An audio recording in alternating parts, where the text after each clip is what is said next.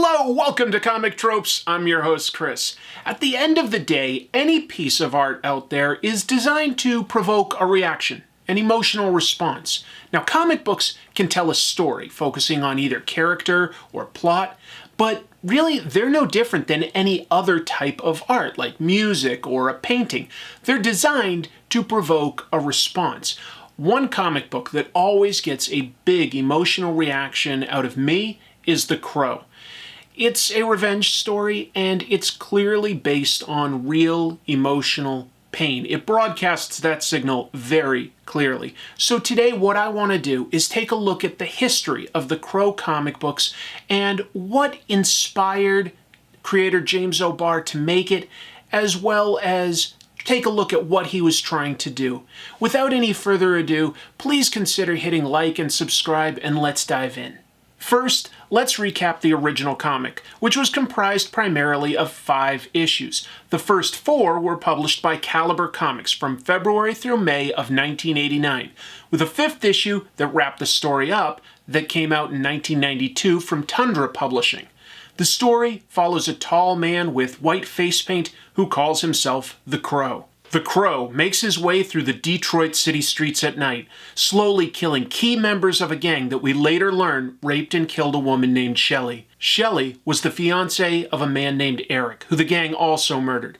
And this man has been reborn and named himself the Crow. He's out for revenge against the 4 gang members and their boss, and various henchmen that support them. By issue 4, we learn that the couple's car had broken down on the side of the road out in the countryside, and that the gang members randomly came across them and attacked them unprovoked. This story is very non-linear in that it features flashbacks and moments where Eric reminisces about his lost love. He occasionally speaks with a crow who only he can see, that guides him through his rebirth, advising him to let go of his grief. The story features a number of different art styles, but all of it is pen, ink, and a mix of duo shade boards and Zipatone for shading. There are also poems and quotes from bands like Joy Division and The Cure. Each issue has a title that relates thematically to the story: pain, fear, irony, despair, and death. There was also a short prequel called Inertia that was published in Caliber Presents #1, as well as a short story called Atmosphere, set at Christmas, that was published in A Caliber Christmas in December of 1989. That said, each issue is very similar, with the Crow tracking down a gang member and killing him and his henchmen. If you've seen the film, the revenge arc builds as the Crow moves his way up the chain of command to a boss named Top Dollar. In the comic, Top Dollar is taken out early on, and the characters Fun Boy and T-Bird survive until the final issue. The focus of the comics is not on the plot, but on the emotions behind the story. Eric alternates between anger and despair.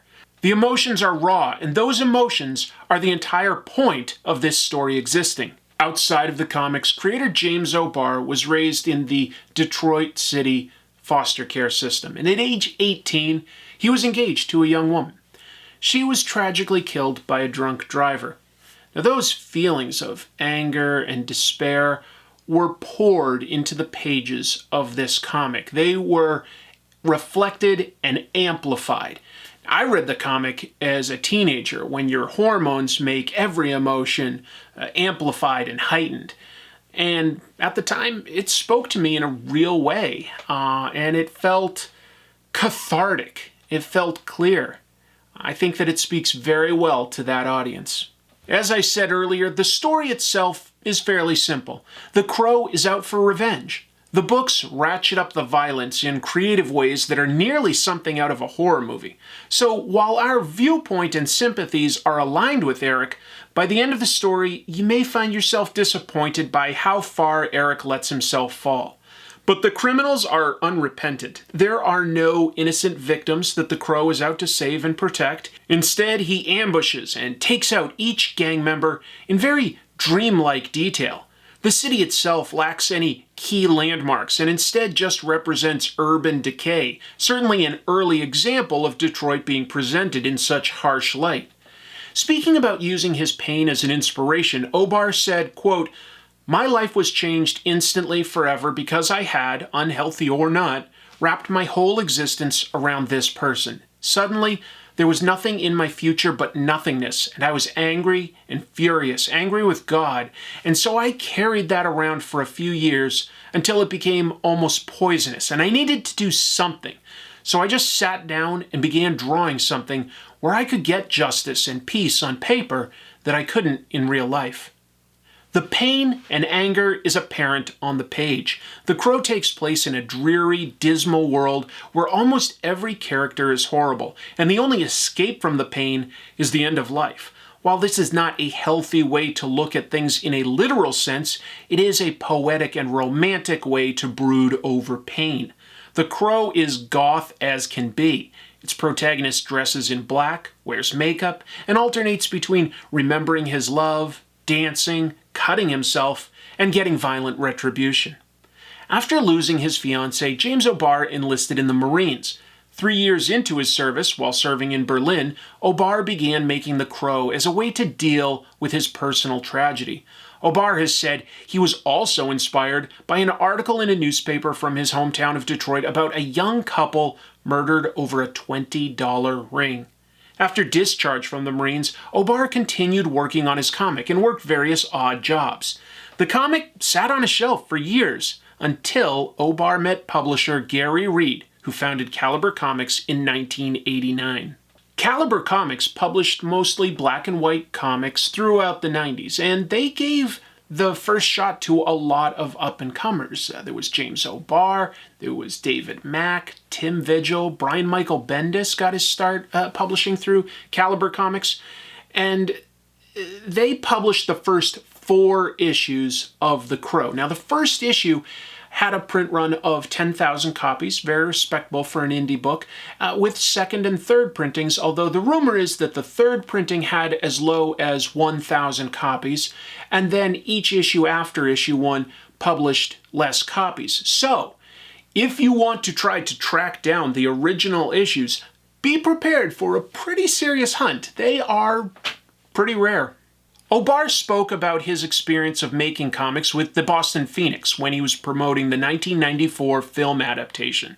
He told the paper, quote, "Writing The Crow didn't help at all. I thought it would be cathartic, but as I drew each page, it made me more self-destructive, if anything. There is pure anger on each page, little murders. I was more messed up by the time I was done with the book." The comics may have taken a while to get published, but they still came out at the right time to feel like they were capturing the cultural zeitgeist. O'Barr rolled in a lot of musical influences. Beyond the quotes from goth bands like The Cure and Joy Division, The Crow himself is visually based on musicians. Eric is based on the look of Peter Murphy from the group Bauhaus.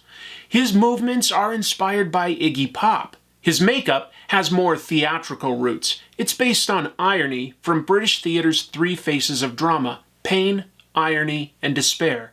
Those also inspire 3 of the book's titles. Another influence is comic book artist Will Eisner, especially his work on crime comic The Spirit. The Crow seems to take a lot of inspiration from those books, from the shadowy city streets to the flowing line work. One of the villains is named Tintin, a clear reference to Hergé's famous comic. That said, O'Barr's artwork definitely evolves as the story continues, and some artistic influences seem to come from things like German Expressionism. The first prologue story and first issue use hatching, ink splatter, and cross-hatching to give the panels texture and shadow. The second and third issues begin using duo shade boards and Zipatone to give the book grayscale coloring. But issue 4 uses significantly more of that technique, especially for the flashback sequences that reveal how Eric and Shelley were killed by the gang. Issue 5 utilizes those techniques throughout the entire issue in a much more nuanced manner, using it to highlight musculature, for instance, whereas previous issues had used it to delineate full objects. In the current special edition trade paperback collection, these issues are interspersed with new pages that are both dream sequences and expanded scenes, as well as slotting in the short stories O'Barr made for issues like A Caliber Christmas. Some pages use ink washes. There's a wide variety of techniques used by O'Barr, but linking them all is that it's all physical media, nothing digital. James O'Barr did all of it himself, down to hand lettering the issues. Artistically, a lot of the comics are very raw, although I'd argue that's a big part of the appeal. Eric does not always have consistent facial features, but he is expressive. Recurring visual elements include close-ups on eyes, cats and cat-like posture, and suggestive imagery and layout. And O'Barr puts a lot of thought into his overall page design, from the media he's selecting to layout, even up to where he will utilize panel borders. There are scenes that lack panel borders that help lend them a less distinct flow in terms of time, and they become dreamlike. Dreamlike imagery suits such a poetic and lyrical approach to storytelling. It's all about the emotional reality as compared to real-world motivations or reactions. Even within the first issue, O'Barr is making clever decisions, like laying out this page introducing the villain Top Dollar. Most of the page is bathed in swaths of black shadow, with the exception of an outburst from Top Dollar himself, which is just line art, so the mostly white panel really pops. It's also a fascinating progression watching O'Barr continue to improve as an artist. Several pinups in the trade paperback are from 1991, and his knowledge of form, gesture, and lighting are very strong. The Crow had an outsized impact considering that it was a black and white indie comic. The original issues may be hard to track down, but various versions of the trade paperback have consistently remained in print since the 90s, leading to new audiences constantly finding it. The Crow happens to have a large female reader base, a lot larger than your typical superhero comic, for instance. It was also adapted into a very successful 1994 live-action movie, and that only served to grow its reader base. Now, I don't want to necessarily delve into detailing every single little difference that the movie made compared to the comic book. Suffice it to say that I do think that if you discovered one or the other first, you're likely to continue to appreciate the other version. The film takes a more linear approach, with Eric making his way up the chain of command until he reaches Boss Top Dollar. It also adds a justification for the gang attacking Eric and Shelley, since they were objecting to their landlord being a slumlord who happened to be Top Dollar. It also plays up the supernatural aspect, with the Crow being unkillable and being guided by a literal crow. Nevertheless, despite a restructuring of the Crow's revenge path, there is a lot of visual imagery taken directly from the comics, including the scene at Gideon's pawn shop being nearly scene for scene. Some names are slightly adjusted, like the young girl being Sherry in the comics and Sarah in the movie. Officer Albrecht from the film is a merging of Beat Cop Albrecht and Captain Hook in the comics. Nevertheless, it's very faithful, the action is well done, and the soundtrack is perfect. While the book itself revels to a degree in its violence, it does know when to hold back. The revenge fantasy portion against criminals is full of bold panels of action, decapitations, and bullets riddling gang members. But in Book 4, we get the extended flashback of the gang attacking Eric and Shelley. All of these panels are now precise grids. It isn't glorifying any of the violence, instead presenting it in as straightforward a manner as possible. It carries more than enough resonance this way. Regarding the book's impact, O'Barr had this to say to the Dallas Observer in 2016. Everything I do is, for the most part, deeply personal, and it's a way to work through issues in my life on paper. Honestly, I'm not that different from anybody else. People find a resonance in my work. There's always recurring themes of love and loss and pain just from the life I've led, and I want to explore those themes in story formats. I have a few more thoughts on what it is about The Crow that works, as well as a quick comment on some of the other comics that James O'Barr has worked on, but let's take a brief detour to take a look at the fan art that came in this week. Edward Puckett illustrated me as Tetsuo from Akira. You can see more by Edward on his YouTube channel. Eric Bussart has envisioned me in Vampirella's outfit. He got my abs right. You can see more by Eric on Instagram. Camilo Solano is a comic book artist from Brazil who sent in this cool caricature. You can find more by Camilo on Instagram. Severin Arnold from Germany drew me slinging webs, but also still wearing one of my silly bowling shirts. Michael Cortez sent in this piece, which is a nice mix of likeness and pop art. Ryan imagined me welcoming Wanda and Vision to the neighborhood. He also includes his Instagram. And finally, Black Ink Animations created this icon based on me. There's also an Instagram link for more. Folks, if you would like to have some fan art featured on this show, I'm always happy to share that. Just send it in to this address, comictropes@gmail.com. I will show it, and then I like to pick a winner to get a Gachapon prize out of this machine that was donated by Lunar Shine Store. All right, so we had 7 entrants. Let's take a quick look through the ball hopper to see who wins a Gachapon prize this week. Looks like this week it is going to be number 1. I don't think we get number 1 too often. That's this art right here. Very cool. Let's take a quick look at what you won and then get back to talking some more about The Crow. Boy, do I like this comic, folks. You have no idea what kind of an impact it made to teenage Chris going to the comic book store. I was very into black and white comics at the time. This is a tough one to guess.